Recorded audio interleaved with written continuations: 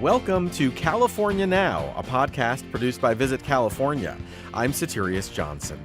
This episode is all about the natural wonders of California. We'll start with the Brea Tar Pits in Los Angeles, where families can get a world-class window into California's prehistoric past.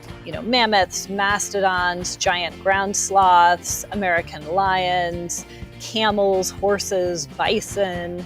Then author and horticulturalist Jason Dewees tells us about some of the best places to appreciate California's unique diversity of plant life, from the Marble Mountains in Siskiyou County to the Eastern Sierra and Palm Springs. You get into the canyon itself and you look up and you see a ribbon of palms as far as the eye can see at the base of these dry desert mountains. It is spectacular. It is like visiting the redwoods for the first time. And author and illustrator Obi Kaufmann tells us about the California Field Atlas and his other books showcasing nature here, and where you can go to experience it yourself. That's all coming up on California Now.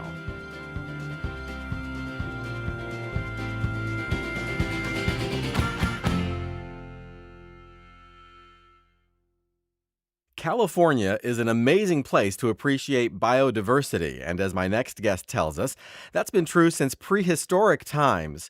And one of the best scientific windows back to the amazing creatures that roamed California during the Ice Age just happens to be located in the heart of Los Angeles. I'm talking about the Brea Tar Pits and Museum, where Dr. Emily Lindsey is assistant curator and excavation site director. Welcome to California Now, Emily. Hi, thanks for having me.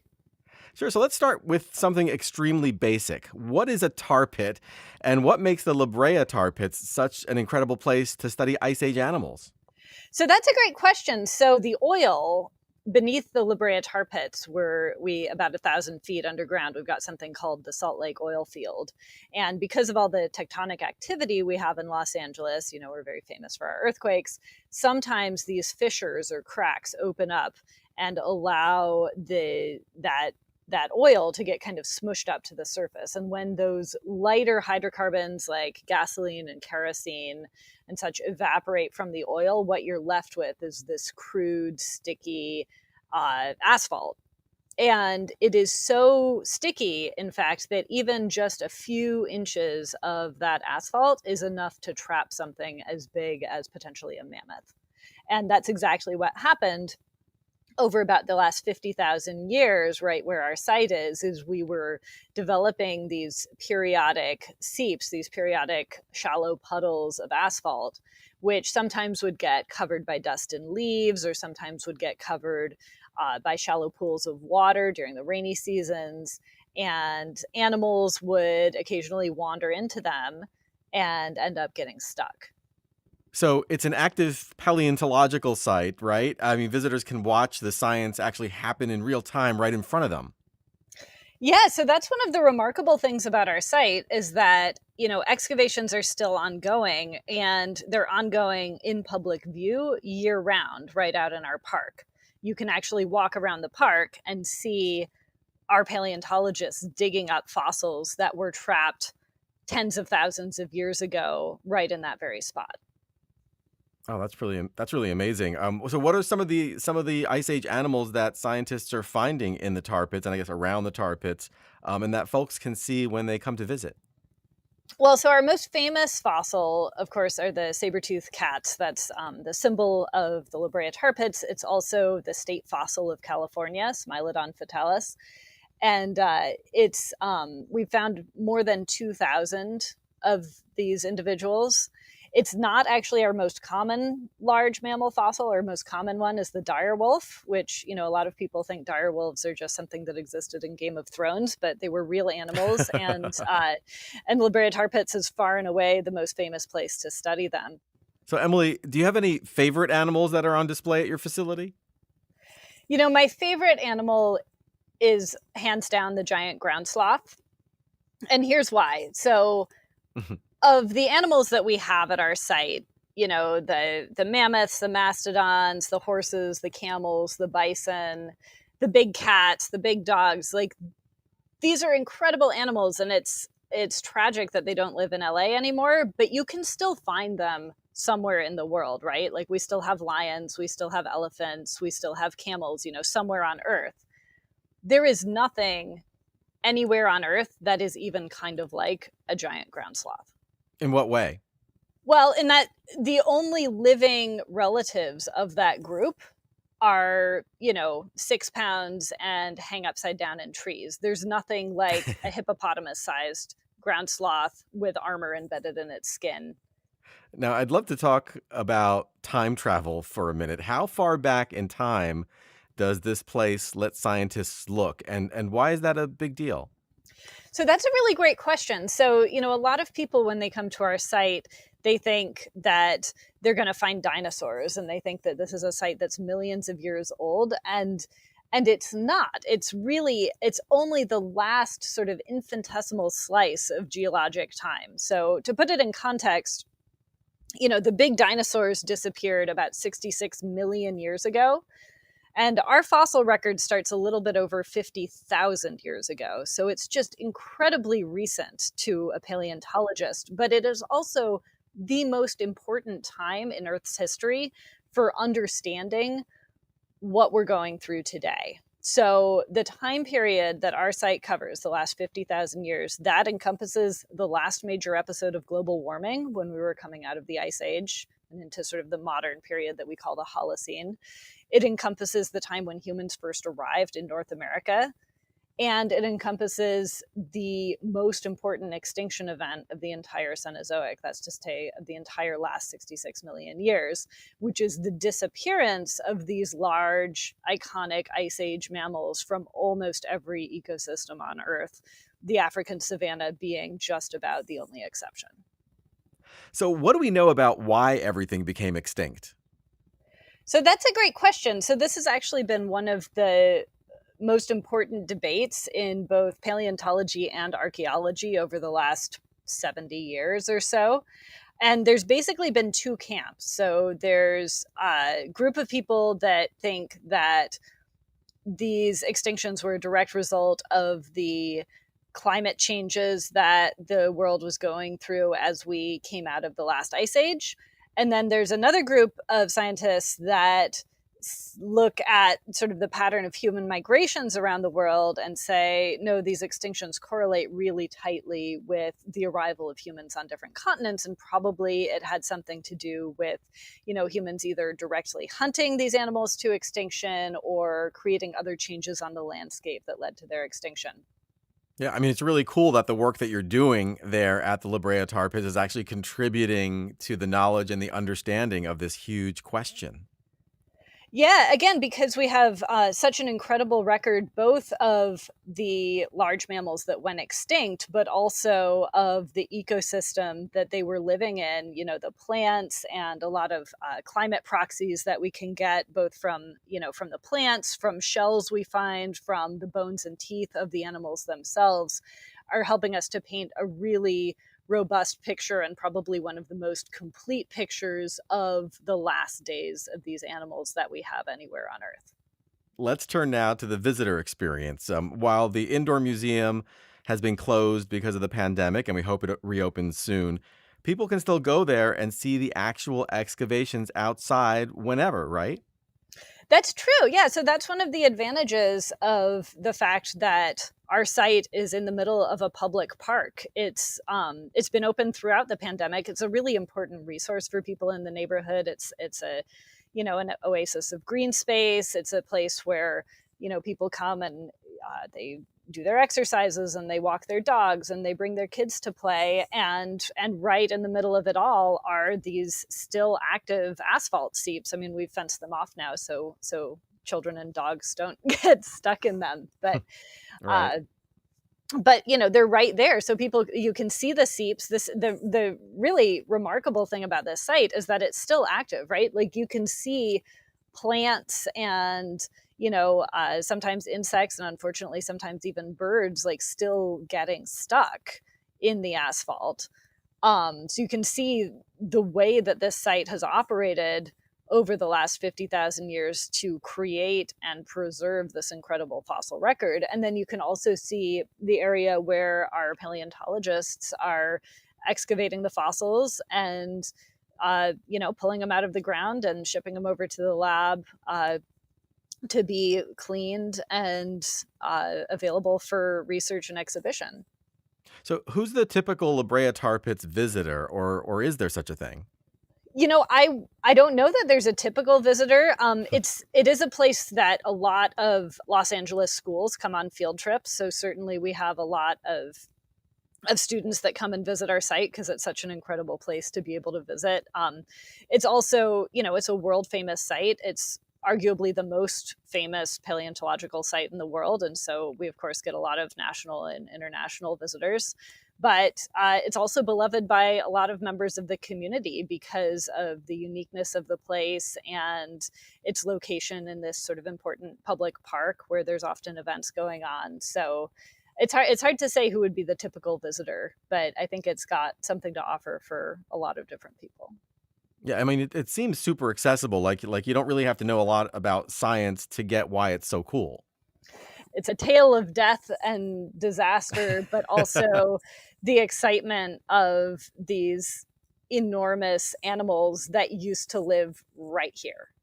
I love the fact that the La Brea Tar Pits, can show science in action right in front of your face right there. And I'm sure it must be kind of great inspiration for future generations, future scientists even. So not only can you see the excavations happening out in the park, but the inside of the museum has what's called a fishbowl lab. So it's a glass-walled science lab where we're preparing the specimens, we're looking through microscopes, sorting out the tiny fossils of, little mice and squirrels and songbirds that are also preserved in the asphalt seep. And it's a place where we have, students and researchers working on our specimens, taking data. And so it's a really good way to showcase the sort of the diversity of scientists. And, in recent years, the majority of our staff, of our science staff, has actually been women. And so we've gotten a lot of comments from visitors who have come and brought their daughters to the museum about how happy they are to have a place where they can bring their girls and show them, look, this is a job that's open to you. Look at all these women doing science here. And so that's been something that's been cool to be able to showcase, just because it's just turned out that way. We have two female curators, our lab manager is female, two of our excavation staff are female, and so it's nice to be able to showcase women scientists in this diversity of jobs. That's really great. If you can see it, you can be it, right? And until pretty recently, vertebrate paleontology was a pretty male-dominated profession. And, fortunately, I guess because of, my personality and maybe the family support I had, I wasn't really hindered by not having a lot of female role models in my career. But I have had students, come up to me when I've spoken at universities and tell me, I'm the first female paleontologist they've met, and they're so happy to see somebody in that role, because it didn't occur to them that was sort of a job that they could go into. Because I think those sorts of role models are really important for a lot of young women. Emily, this has been really great. Thank you so much for joining us on California Now. Thank you so much for having me. It was really fun talking to you. Dr. Emily Lindsey is Assistant Curator and Excavation Site Director at the La Brea Tar Pits and Museum in Los Angeles. They're online at tarpits.org. You can find out more about Dr. Lindsey at emilylindsey.org. As always, we'll have links to all the places we talked about on today's episode and lots more on our website, visitcalifornia.com/podcast. This is California Now.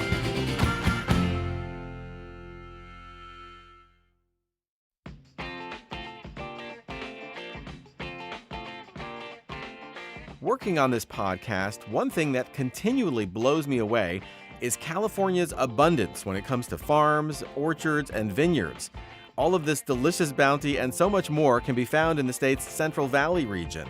Here you'll discover some of the freshest, tastiest foods and wines anywhere, running smack through the middle of the state from Bakersfield to Fresno and Modesto, all the way up to Vacaville, Yolo County, and beyond. The Central Valley is also home to many great attractions like the Cowboy Museum in Oakdale and the Jelly Belly Factory in Fairfield. And it's an amazing place for fun in the sun, from hiking to picking peaches. So whether you're thinking about a concert at Buck Owens Crystal Palace, riding the River Fox train in Sacramento, or sampling the wines on the Madera Wine Trail, you definitely want to visit the valley. To plan your next trip to California's Central Valley region, go to visitcentralvalley.com. That's visitcentralvalley.com.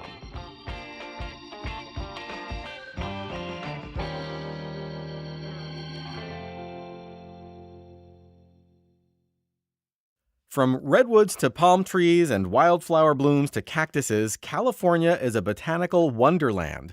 My next guest is both an enthusiast and expert on the state's plant life and is here to tell us some of the best places to go to experience it. Jason Dewees is the author of the award-winning book Designing with Palms and is a horticulturalist at Flora Grub Gardens in San Francisco. Welcome to California Now, Jason. Thanks, Atarius. I'm glad to be here. So let's start with you and your book, Designing with Palms. How did you zero in on palm trees specifically to champion? I think the palm is really an iconic plant, and I know the word iconic is overused, but if you ask a 5-year-old to draw a palm tree, they will do so very easily. There's no question what a palm tree looks like, and I think because as a child, my mother had this little tiny palm tree houseplant, and I was able to connect that with the big palm trees out in the landscape. There was something just fascinating to me about this simple form of, a trunk with this beautiful crown of leaves moving in the wind. And I don't know. I think it was that the simplicity and beauty, and also the relationship with my grandparents, because we'd visit Miami and my grandfather would cart me around in his wheelbarrow and show me his tomato patch and his mango tree and his banana patch and his favorite palm tree, the royal palm. And the gardening bug began at that age of, say, 5 years old with my grandparents. And I think it was sort of part of that development and sort of happy memories that palm trees got in the mix. Right. I mean, there are so many amazing places to see plant life all around California. Why don't we start right in your own backyard? I mean, over the last year, you've given a few sidewalk chalk plant tours right in San Francisco. Can you describe what those are like? Yeah, so these COVID tree tours were started by my friend Mike Sullivan, who wrote the book, The Trees of San Francisco. And I joined him along with our mutual friend, Richard Turner, who's the former editor of Pacific Horticulture magazine, in chalking tree tours on the sidewalk for people to follow on their own. So what we do is we walk around a neighborhood, we write the names of the street trees that are of interest, both the common name and the botanical name. And then we also include the country of origin, the land of origin of that tree, and perhaps some extra information about it if it's particularly interesting. So you're actually writing in chalk on the street in front of the tree. You're writing in chalk, right? Exactly. So we number the trees. We give people a little introduction, like here's where the tour starts, and this is the direction you go in to find the first tree, and then arrows between the numbered trees on the sidewalk. And it generally is between a mile and a mile and a half of walking around the streets of a neighborhood. And it's a wonderful way for people to kind of enrich their daily walks. And we've gotten tremendous feedback. It's a funny convergence of our own tree nerdiness with public interest. People have really enjoyed it, and it's really satisfying. And people can follow the hashtag COVID Tree Tour, and they can go to Mike's website, which is sftrees.com, to see the tours posted one after the other. I think we're up to 27 tree tours at this point. That's really cool. So let's hit a few other spots around California. Maybe we can fan out north, east, and south from San Francisco. Let's start by looking north. Where do you like to go? My aunt has a house up in the Scott Valley, and I have a cousin who lives there. And it is an exceptionally beautiful place, just west of Wairika.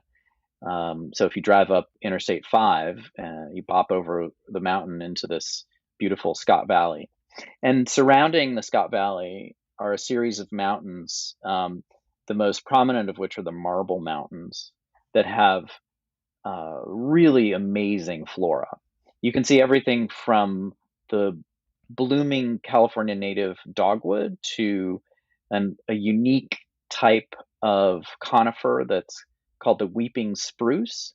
Um, and it's one of these places where every several hundred yards you drive up the mountain, the environment changes. And so you start out at the valley floor, and it's an agricultural valley studded with Oregon oaks, beautiful deciduous oaks. And then you get up to the top of the pass, and you can hike out into glacially carved valleys with beautiful cold lakes and meadows full of wildflowers. It's one of the most accessible and beautiful places to see a unique California landscape, and botanically one of the richest places in the United States. And I mean, it almost sounds like you could make a multi-day trip up in that area with several stops, just, the mountains, the valley, this area that you're talking about.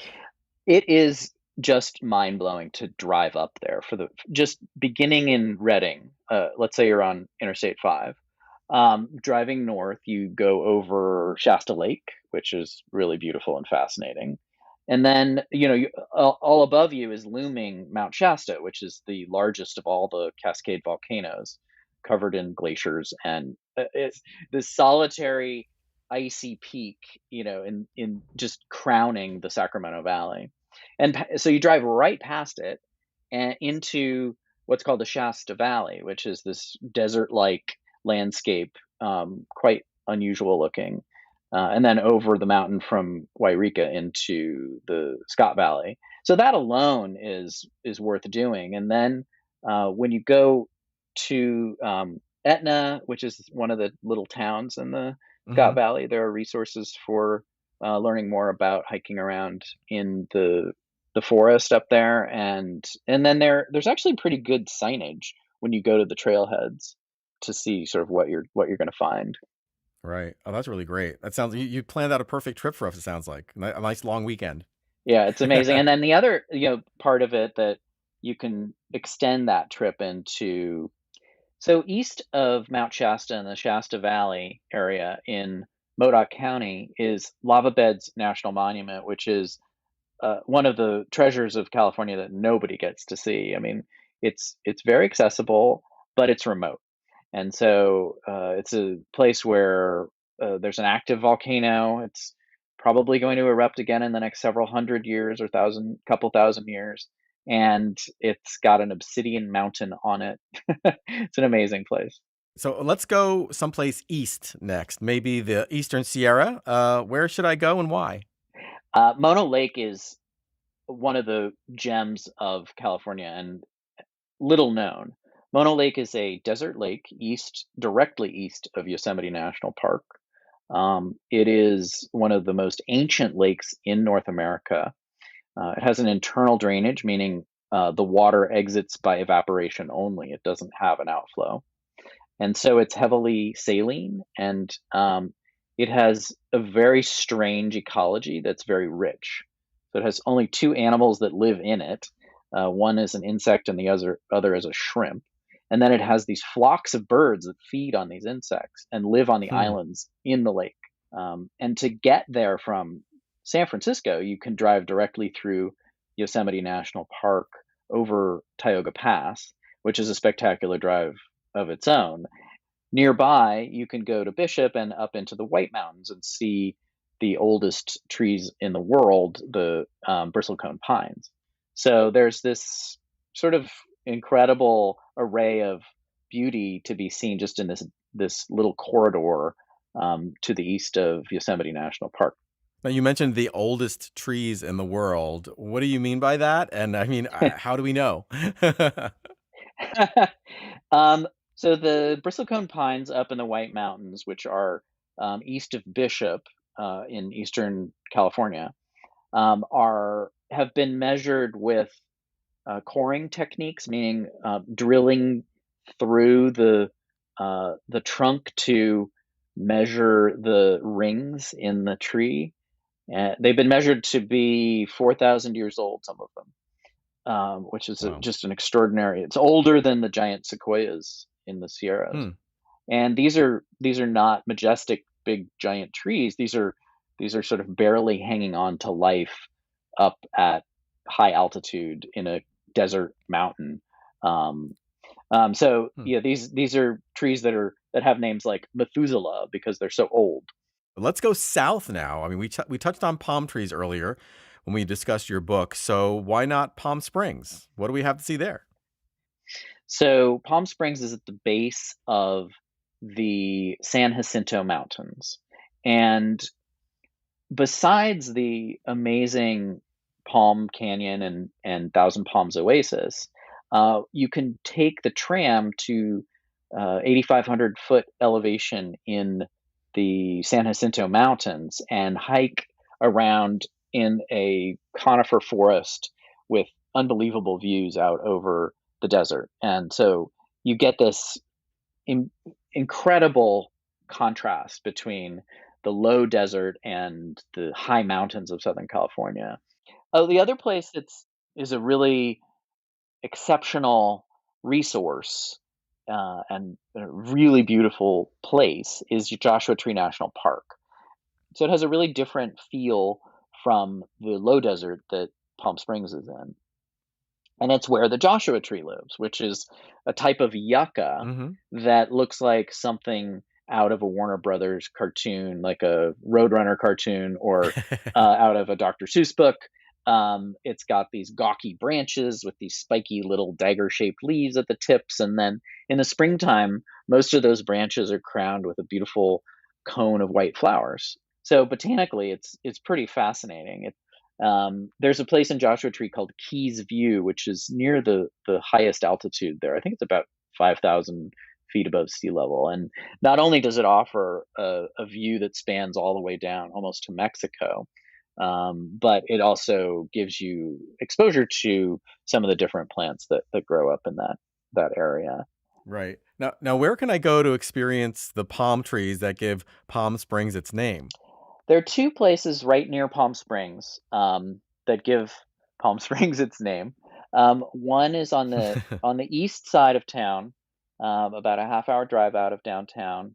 It's called the Thousand Palms Oasis in the Coachella Valley Preserve, and it is a palm oasis like you'd see in a Hollywood movie, and yet it's natural. It occurs along the San Andreas Fault Rift, and because of the two pieces of geology meeting up in one location, the water percolates to the surface right there, and it enables these Hmm. palms to grow in this marshy area in one spot around a beautiful pond.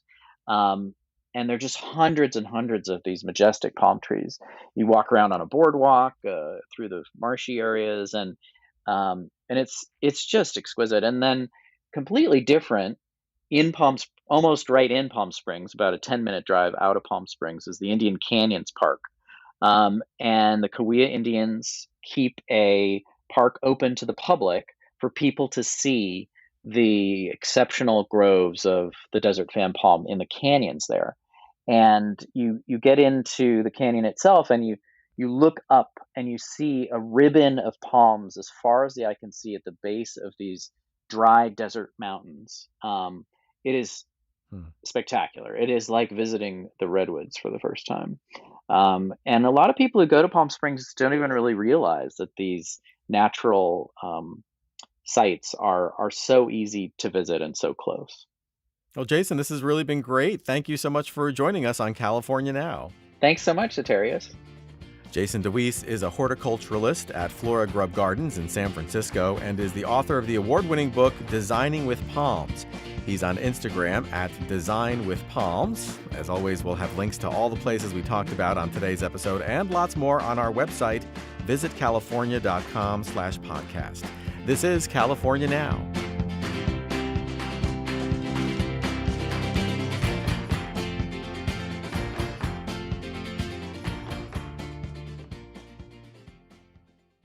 California is an amazing place to experience the outdoors, and my next guest is dedicated to showcasing why.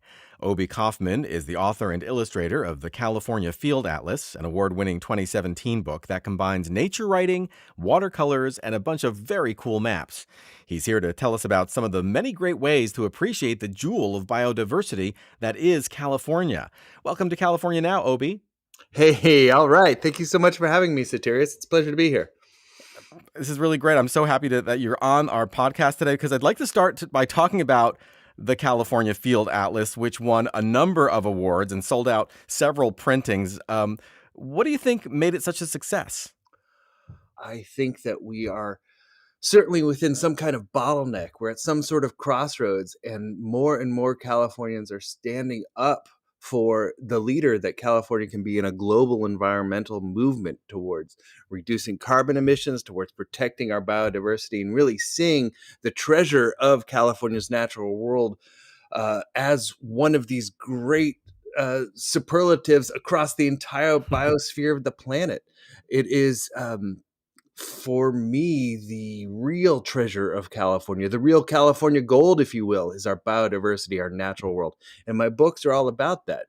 The California Field Atlas in particular is several hundred hand-painted maps of how nature works around the state in terms of these big living systems of earth, air, fire, and water. And after you published the Field Atlas, you've also come out with other volumes on forests and water and deserts. Can you tell us a little bit about these other deeper dives that you're publishing?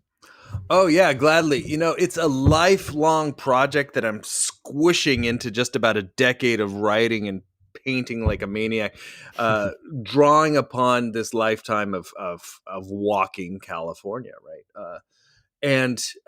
So what I've got here is this basket of books. What I'm really writing is what I think of in my head is the Game of Thrones of California nature, where I've got 6 books ultimately to write, to make here, and I've made 3 of them, and I've got 3 more to go. In the middle of those 6 books are nested a trilogy, the California Lands trilogy, and that's made up of the forests of California, the coasts of California, and the deserts of California. The 3 books that I'm working on now, the Forests of California, is already out and available now. The second book was the State of Water. So altogether, we got 6 books telling what I believe is a pretty concise, even though these are enormous books. The Forest of California comes in at 650 pages. A concise telling of California nature, or at least the particular character of California nature that I am meaning to express. And all of your books are illustrated with your watercolors as well, right? So they're all kind of very stylized and they're basically part of a set. Oh, yeah, it's all me. It's all my words, all my research, all my paintings. I gather that one of the major ideas in your work is wanting to not just preserve California's natural beauty, but help leave it in better shape. I mean, in that respect, what are some examples or stories that inspire you? Oh, I love that idea. It's true, Satirius. Like it's not just conserving, right? The dynamic that you just described, or preserving. It's about restoring. I mean, one story that I think is really remarkable is the return of California condors. Would you share that story for people who don't know it? Oh, I'd be happy to. Yeah, the condor is a biological relic, really. I mean, it's left over from an ancient age, the Pleistocene. It's the largest land bird in North America. I mean, the bird has the wing size of a car. Magnificent creature. In the late 80s, there was only 17 living condors in the world, and all of them were taken into captivity, ostensibly making the species extinct in the wild, but with the vision of returning them across their native range, which includes bits of Arizona. And now, given, as I say, good policy, loving activism, and good science, we are getting there slowly. Although they remain critically endangered with less than 400 living individuals in the world, they're not an uncommon sight over the the the valleys of Big Sur, say, or down near the San Ynez Mountains of Santa Barbara. Uh, it's always a beautiful, even a little bit auspicious moment when you are standing hiking maybe 10 miles from anywhere, and this enormous bird flies over you, and you realize, oh my goodness, I'm being sized up. It is such an example of the sublimity of the natural world, wearing away this facade of mankind's dominance over nature. It's so immediate and almost visceral, if you will. Right, right. It kind of puts you in your place and as part of like the greater ecosystem and just the world. Oh, there's so many good examples of exactly that, Satirius, across California. One of the great natural phenomena that is happening across California right now is the parade of wildflowers, that is the vernal bloom that begins down in the desert about this time and lasts for really 6 months across California. You can follow the bloom from Anza Borrego State Park and down over the high desert of the Mojave, up to February and March, up through like April is the high month of my home mountain of Mount Diablo, where you've got the lupin and the poppies, the hedge nettle, the carrot and the clover, the baby blue eyes and the fiddlenecks, the lilies and the aster, all coming up at once. Mount Diablo is such an example of botanical biodiversity in this regard, because it sits out kind of like a thumb in the Central Valley, gathers all the seeds from the temperate Northwest and all the seeds on the wind from the desert Southwest, and where you get these flowers growing next to each other, some of which are from the rainforest and some of which are from the Mojave, and in this really unique bloom, to where finally up in July and August, you might be in the Sierra or in the Siskiyous, for example, at 5, 6, 7, 8,000 feet. And you might be in a spring with 6-foot high wildflowers that tower overhead, alive, buzzing, even deafening with the roar of several dozen species of native bee doing their frantic pollinating in the short Sierra spring. Do you have some favorite spots in the desert where folks can really appreciate the springtime? I certainly recommend checking out our state's largest state park, which would be Anza Borrego Desert State Park, which is a very different kind of desert than maybe you get in the Mojave or in Death Valley, even, which is it's part of the Sonoran Desert. Or one of my very favorites would be Mojave Wildlife National Preserve, deeper in the desert, right on the Nevada border. And a big one would be Death Valley, which belies the name when you're up there in several thousand acres of carpeted wall-to-wall flowers, which exists for several weeks. Usually exactly about this time. Here we are talking in the beginning of March. I'm headed to the desert this week, so if you are, maybe I'll see you there. And you're going to be going there for wildflowers? Yeah, I'm going there on a reconnaissance mission for my next book, which is The Deserts of California.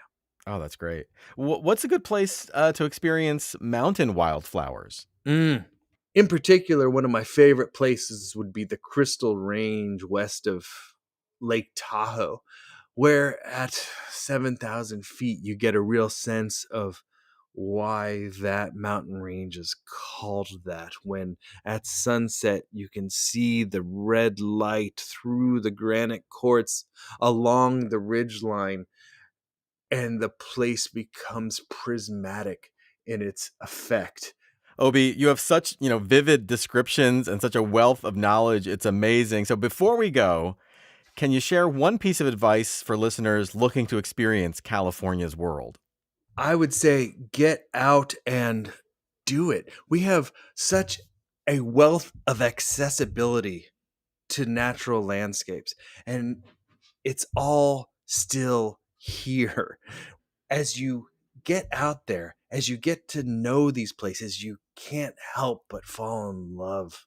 It's almost a biophiliac response, something hardwired deep into our soul. Love these places. You become more from this place. How do you become more from a place? Well, you go introduce yourself to your neighbors. Your neighbors are the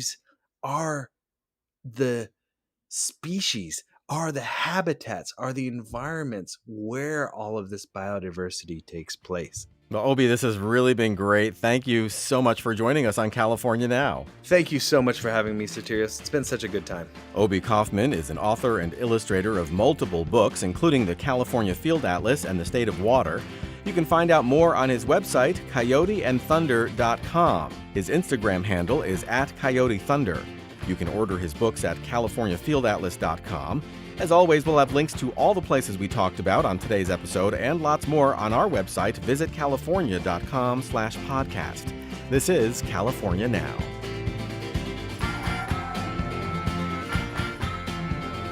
Thank you for listening to California Now. We hope you enjoyed this episode and get a chance to hit the road soon. This podcast is produced by Visit California. I'm your host, Satirius Johnson. You can find our show on iTunes and Stitcher. Please subscribe. And please check our website for the latest in the way of state travel advisories. It's visitcalifornia.com.